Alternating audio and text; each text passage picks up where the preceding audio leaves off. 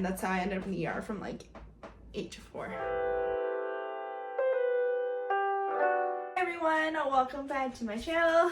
You can't see, but Milo's pawing me right now. Anyways, welcome back to my channel. I know it's been a minute since I've recorded and posted on here. I actually recorded the pork belly recipe, thank you Milo, that you're going to see in this video right during that filming time.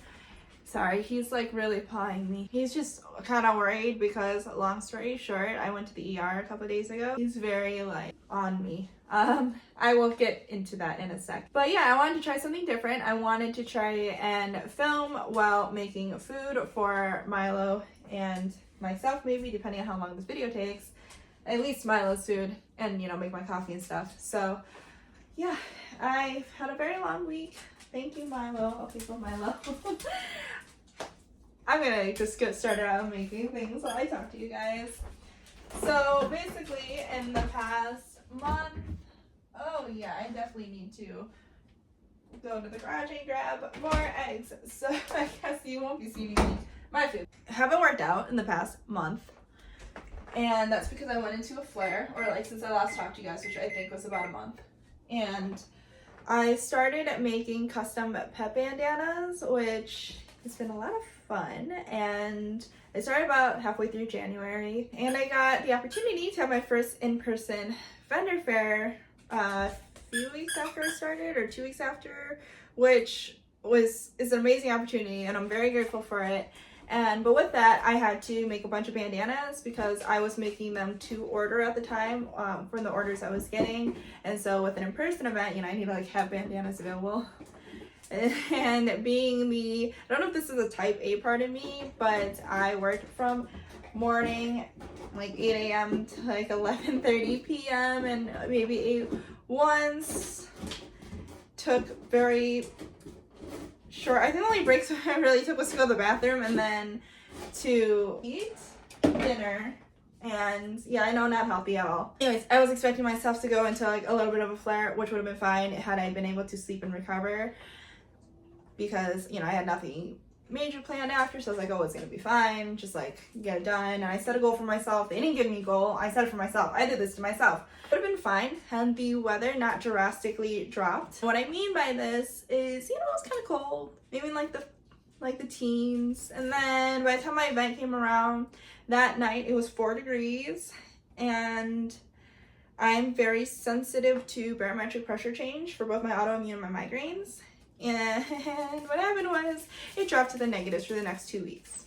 I'm not joking, it was below 0 for the next 2 weeks, and it went all the way down to -30. And it like went from, you know, 4 degrees to 0 to -5 to -9 to -15. So it was like, it was kind of gradual, but it was all still like in the negatives, absolutely freezing.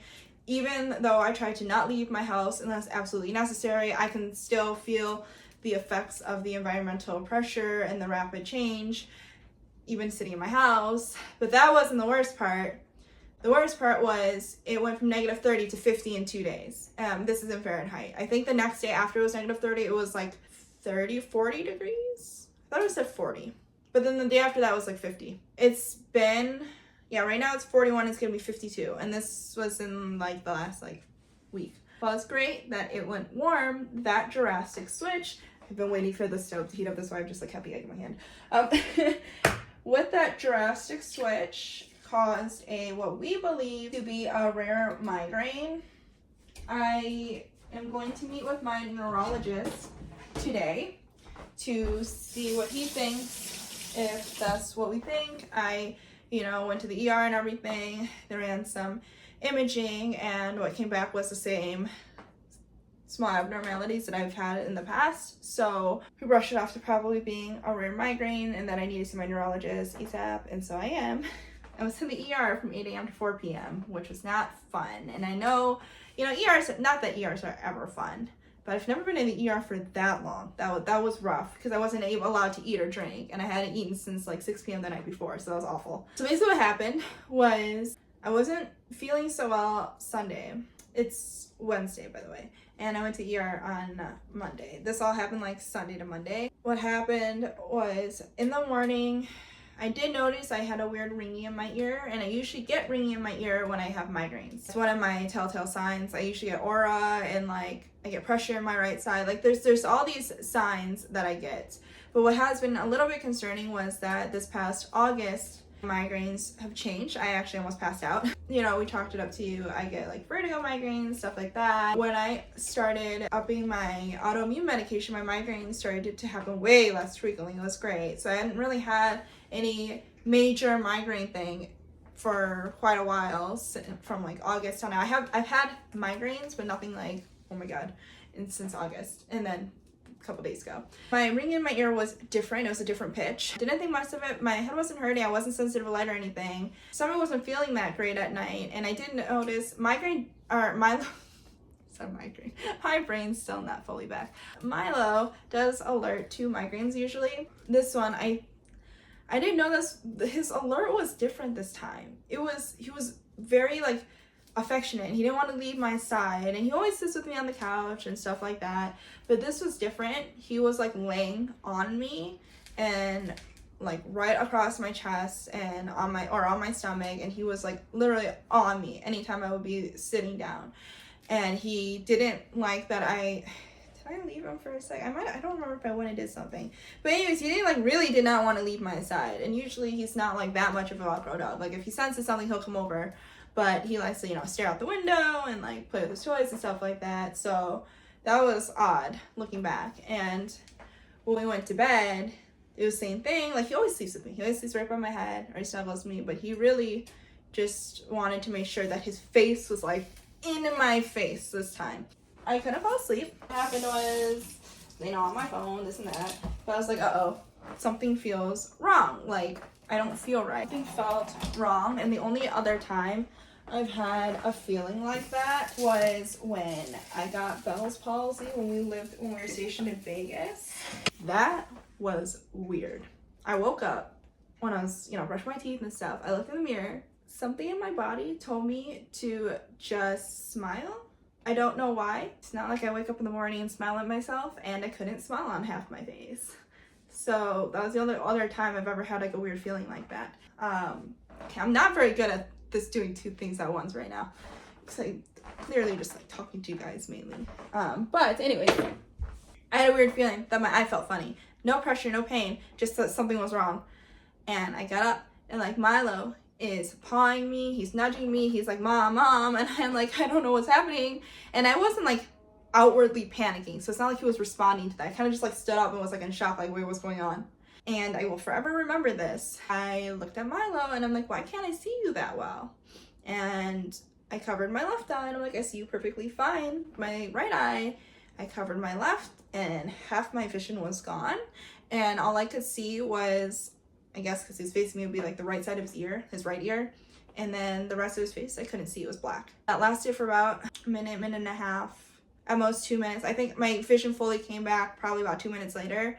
Yeah, then I started panicking when I realized what was happening. I got up, I'm like, oh my god, like I can't see out of my eyes, something's wrong. I go to the bathroom, turn the light on, like I'm like I can't see, like something is wrong.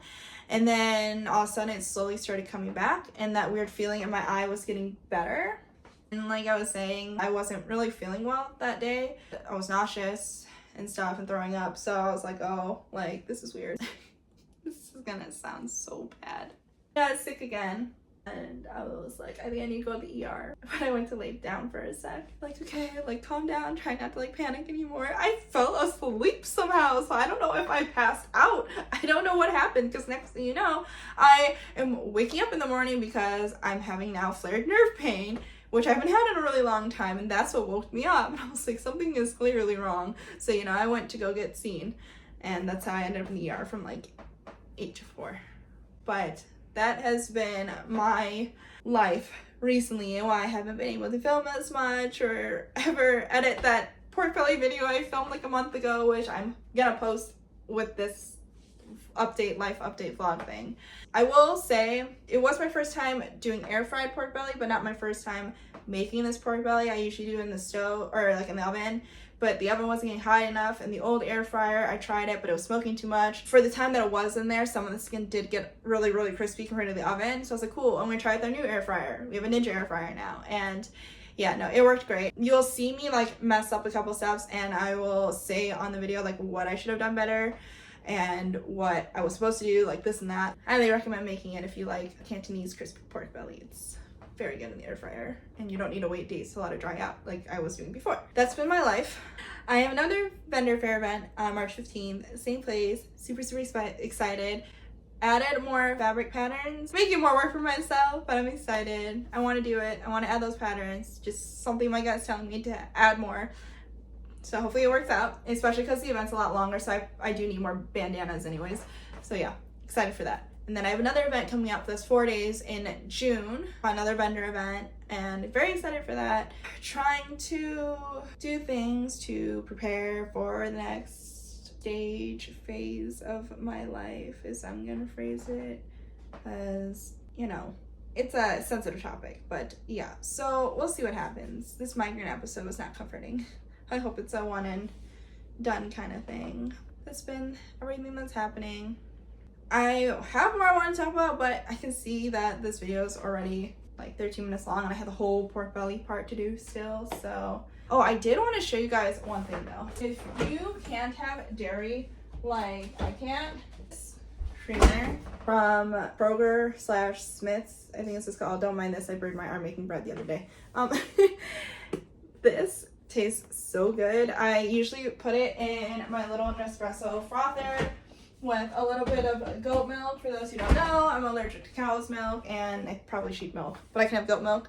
So I'm allergic to whey protein, which sucks as a fitness person. But at least I can get some version of it through goat now, which I didn't find out until recently, which is great. I recommend their line of creamer. I have the sweet, I usually use the sweet cream, but I wanted to switch up so I got the caramel flavor this time. I hope you all have the best day, night, week, whatever time of day it is for you all.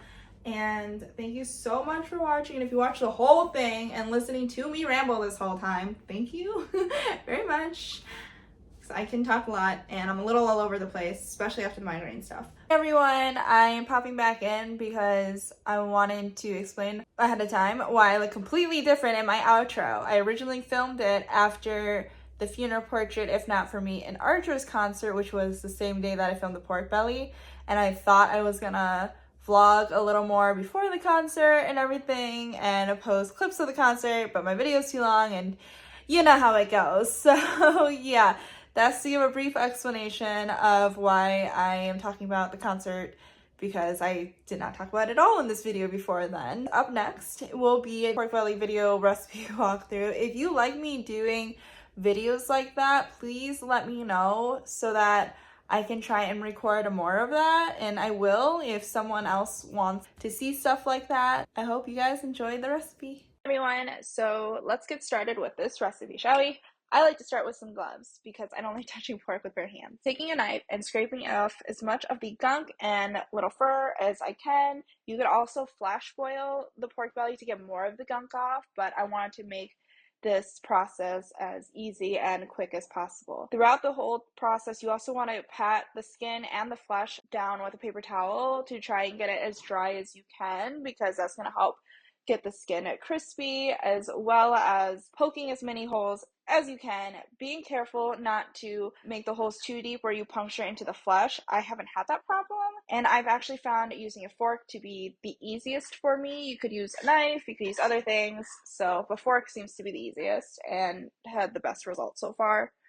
Taking a paper towel, I am going to pat the flesh side down to try and get it dry, making slits in both directions so that the marinade can go as deep into the meat as possible versus just staying on the outside of the meat. And I'm going to cut the pork belly in half. You don't have to. This is just so it fits in my air fryer. First, I'm going to pour some sweet cooking rice wine all over the meat. And then I'm going to put a mixture of salt, sugar, 5-spice powder, and white pepper. I will put the amount in the description and in this video across the screen. I like to use coconut sugar or brown sugar for the sugar portion, and I also like to use more 5-spice powder because I really like the taste of 5-spice powder. After you put the seasoning on it, you do want to make sure that you massage the seasoning into the meat so that it can, you know, like I said, marinate. Since we're not letting it sit in the fridge overnight, we're going to flip the pork belly over and you're going to pat it down, again, trying to get off any extra seasoning that might have gotten on the skin, and rub it down with some rice wine vinegar. That's going to help to dry out the skin. The next part is egg white mixed with some salt. I use the Morton salt, which is a very fine grained salt. If you could get the thick, coarse sea salt, it's so much better. It prevents it from accidentally spilling over and making your pork belly salty, from what I've noticed. It's just a lot easier. I also did not put enough salt, so this is a little too liquidy, what you're seeing. I should have made it more pasty and not so liquidy. It still worked, but I think I would have gotten better results had I used more salt. You make a little pocket kind of thing with aluminum foil so that the juice doesn't spill out everywhere, and you're going to place it in your air fryer at 300 for about 20 minutes. And this is going to help to make that sea salt crust hard so that we can pop it off. And next, what I did was, after removing the sea salt, you're going to put it back in at 400 for 30 minutes. But I forgot to put some oil on top. So when you put it in the air fryer after removing the sea salt, you do want to put some kind of neutral oil. I just spray it with avocado oil. And the time for the pork belly, you're going to have to play around with it. I don't want to accidentally burn it. So I kept slowly adding time versus, you know, just kind of doing too much and finding out it's burnt. After that, I let it rest for a sec to cool down, and then I cut it into strips, and yeah, that's the pork belly recipe.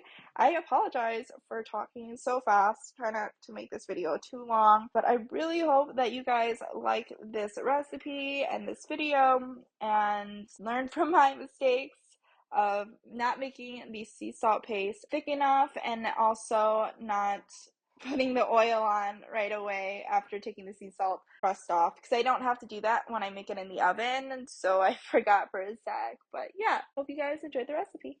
Had the best time at the concert tonight. If you get a chance to see the funeral portrait, if not for me or Archers live in person, I highly recommend it. I'm off to bed now, so I will talk to you guys later.